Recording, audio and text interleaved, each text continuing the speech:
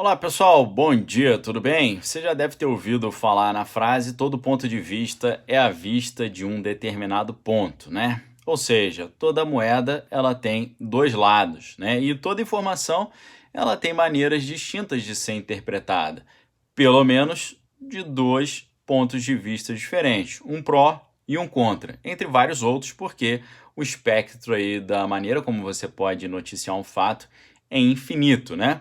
E para você ver o outro lado da moeda, basta você girá-la, né? Que em inglês pode ser flip ou pode ser spin. Spin é uma palavra que significa girar e dá origem, inclusive, ao termo spin doctor, né? Spin doctor é o cara que conseguia dar aquela girada na notícia para que a notícia pudesse chegar no destino da forma como ele queria, né? E hoje a gente vai fazer um pouco de uma reflexão sobre o que está acontecendo no Brasil hoje, partindo dessas teorias interessantes aí sobre a comunicação, tá? Essa ideia do spin doctor, por exemplo, ou o doutor que dá o giro na notícia, essa ideia surge do termo spin, da forma como ele era usado pelo jornalista James Reston. James Reston é um jornalista famoso que venceu o prêmio Pulitzer por 2 vezes, né? Ele usava sistematicamente no seu trabalho no New York Times quando ele fazia análise política, né, na época o presidente Eisenhower, né, na meados da década de 50, ele fazia uma analogia com a técnica usada no beisebol, né, na hora de jogar a bola, né? Porque na gíria do beisebol, né, spin significa quando o cara que vai lançar a bola, ele gira a bola para dar um efeito, né, uma curva no trajeto da bola, de modo que o adversário seja meio que enganado ali nessa hora. E é muito fácil a gente perceber esse spin nas notícias, né? Como é que as notícias fazem essas curvas, né? E se a gente der uma girada nessa moeda ou mudar o ponto de vista, a gente entende muitas das coisas que estão acontecendo hoje. Por exemplo, o Glenn Beck, né, famoso apresentador americano, no Twitter, ontem, ele falou o seguinte, ó, uma coisa que abre uma reflexão muito importante sobre o que está acontecendo no mundo hoje. Ele falou: eu garanto que se o Donald Trump tivesse fechado todo o país como a esquerda tanto queria, a gente veria a mídia todos os dias noticiando a quebradeira da economia e as empresas que estão fechando. Obviamente colocando no Trump a culpa, né? Então, olha que exercício interessante da gente virar a moeda e tentar entender o porquê dessa comoção toda aí dentro do que a gente está vendo nesse debate, né? Abre, fecha, quem é a culpa, de cada óbito a culpa é de quem, de cada solução a glória fica do lado de quem. Então, basta você fazer esse exercício mental. Se o Trump fosse a favor de fechar a economia, é claro que a mídia ia ficar o dia inteiro noticiando as empresas quebradas e ia mostrar quão maléfica seria essa postura. Mas como não é o caso, então eles ficam dizendo que cada óbito que acontece nos Estados Unidos é culpa do Trump. Aqui no Brasil, obviamente, não é nem um pouquinho diferente, tá? Uma outra reflexão importante, né? Será que se os telejornais também tivessem que suspender as suas atividades, assim como a maioria das empresas estão sofrendo aí, a gente já viu aí churrascaria que teve que demitir boa parte dos seus funcionários e está ali meio que querendo cobrar do governo os encargos trabalhistas por isso, né? Então, vamos pensar, se os grandes telejornais também fossem considerados como atividades não essenciais e tivessem que suspender suas atividades, será que eles continuariam defendendo essas medidas drásticas aí, mais draconianas? Fica essa dúvida, né? Será que eles não se preocupam só quando a quebradeira é dos outros, mas quando a quebradeira deles, se fosse pro lado deles, será que eles se preocupariam? Muito provavelmente não é o que está acontecendo, porque ao contrário, né, até o consumo de notícias, o tempo que as pessoas gastam ali diante da televisão até aumentou, né? E aí, pessoal, dentro desse cenário todo, a gente é levado a pensar outro aspecto da teoria do jornalismo, que em inglês se chama framing, né? Framing é o enquadramento, né? Frame é o quadro, né? Framing seria colocar no quadro ou o enquadramento noticioso. Essa maneira como esse enquadramento é feito é o detalhe que nos dá uma ferramenta conceitual muito interessante para a gente interpretar tudo que está sendo falado e a forma como está sendo encaminhado esse debate público aí sobre crise de saúde, crise econômica, crise política e tal.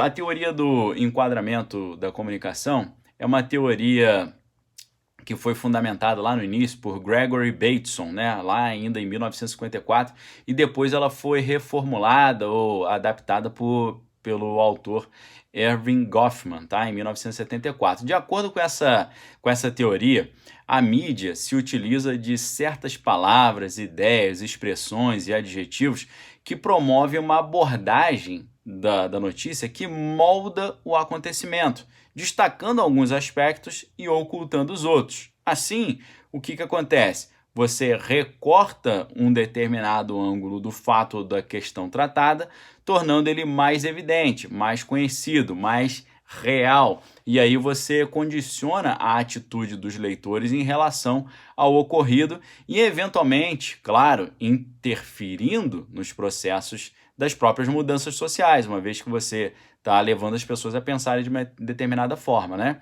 E aí, através da análise desse enquadramento utilizado por um veículo de mídia, é possível perceber a sua linha editorial e os interesses que esse veículo defende, tá? Quando a gente olha o que está acontecendo no mundo, no debate aí, dentro dessas questões todas, e usa essa lupa ou essa lente para poder interpretar os fatos, muitas coisas começam a fazer sentido, tá? De um modo geral, o enquadramento ele diz respeito à forma como uma dada situação é apresentada e interpretada pelo interlocutor. E é claro que isso vai determinar a sua capacidade de, diante do acontecimento que ele está lendo ou assistindo, responder a pergunta: o que está acontecendo, né? O que está acontecendo? Uma coisa boa, uma coisa ruim? E aí, pessoal, dentro desse universo, né, do enquadramento noticioso, enquadramento da notícia, tem também a seleção, né? Você não só dá um encaminhamento à interpretação do que está acontecendo, mas você seleciona certas coisas para noticiar e tira outras coisas que você acha melhor não noticiar. É claro que, por exemplo, você pensar num grande telejornal, ele tem um espaço de tempo. Ele vai ter ali 40 minutos, uma hora, vamos fechar em uma hora. Ele tem uma hora para acontecer. Ele não vai conseguir falar tudo o que aconteceu no dia, então eles vão ter que selecionar. A princípio, o critério de seleção seriam as coisas mais importantes que aconteceram no mundo. Só que as coisas mais importantes que aconteceram no mundo é uma questão relativa, porque o que é mais importante das coisas que aconteceram no mundo pode ser, para mim, um grupo de coisas, para você outras coisas totalmente distintas. Então eles têm que imaginar um leitor padrão e tentar colocar ali o que eles acham que esse leitor padrão vai querer ouvir. Só que a gente sabe que isso é teoria. Na prática, nós sabemos que há interesses econômicos, interesses políticos e, entre outros, interesses menos nobres, tá? Então, nesse momento, eu vou fazer uma seleção aqui para tentar preencher o vácuo daquilo que tem sido feito pela mídia tradicional, porque, infelizmente, a gente tem visto ali uma abordagem completamente negativa das coisas, né? Pessimista, crítica, né? Sempre em oposição ao que o governo federal está fazendo. Então, nesse momento eu vou pegar o outro lado da moeda, dar um spin nisso aqui e mostrar que tem, apesar de toda a confusão da crise, dos óbitos, das quebradeiras, do desemprego, das falências, tem coisas positivas acontecendo e é importante também privilegiar esse outro lado da moeda que não tem recebido esse destaque. Por isso, nesse momento, eu vou comentar com vocês algumas notícias que eu acho extremamente interessantes e importantes e que não estão, obviamente, tendo grande destaque na mídia tradicional. Por exemplo, o Brasil já tem mais de 100 mil recuperados dessa crise toda, tá? O número de pacientes recuperados corresponde a 39,5% do total dos casos confirmados em território nacional, tá? Então, a gente tem uma boa parte aí que já está recuperada, né? Quando a gente bateu batemos a marca de 10 mil óbitos, houve uma comoção na grande mídia, né? Todo mundo fez um minuto de silêncio, foi uma coisa que ganhou um grande destaque. Mas por que a gente não dá grande destaque também aos 100 mil recuperados? É uma marca também importante. Precisamos mostrar também que não é só desgraça e tragédia. Temos sim muita desgraça, muita tragédia. Precisamos pensar maneiras de melhorar isso, de fazer o Brasil passar mais rápido por essa crise, minimizar as mortes, minimizar o desemprego, minimizar as falências. Mas é importante dar esse outro destaque. Então, fazer esse exercício de ver o outro lado da moeda. Por exemplo, o governo federal zerou impostos sobre remédios e testes, né? Remédios em testes, né? De acordo com o presidente, a medida prevê corte na alíquota de importação e vai beneficiar a comercialização de antivirais e antirretrovirais. Importantíssimo. Outra coisa também importante que aconteceu no dia de ontem, o índice que mede a Bolsa de Valores de São Paulo, Ibovespa, teve a maior alta em 6 semanas, retomando 81 mil pontos, né?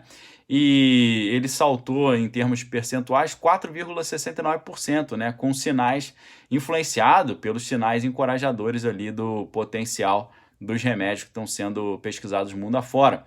Com relação ao dólar desabou 2%, fechou a segunda-feira cotado a R$ 5,72, a maior queda diária da moeda norte-americana em um único mês, tá? Então, muito importante também essa notícia.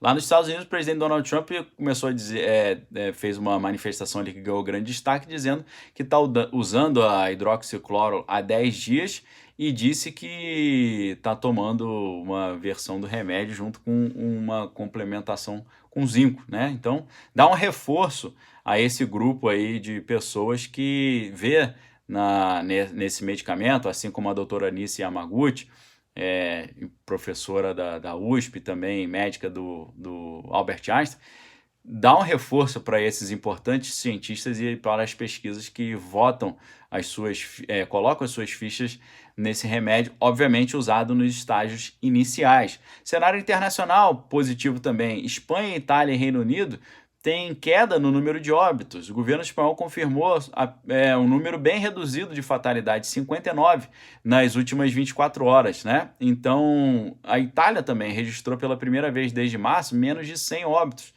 A coisa vai melhorando, graças a Deus. E esse círculo virtuoso, o otimismo, ele é muito importante para a gente vencer essa questão também. Não um otimismo cego que ignora os fatos, mas uma leitura precisa, real do que está acontecendo e sabendo que há enquadramentos dentro do que está sendo falado, né?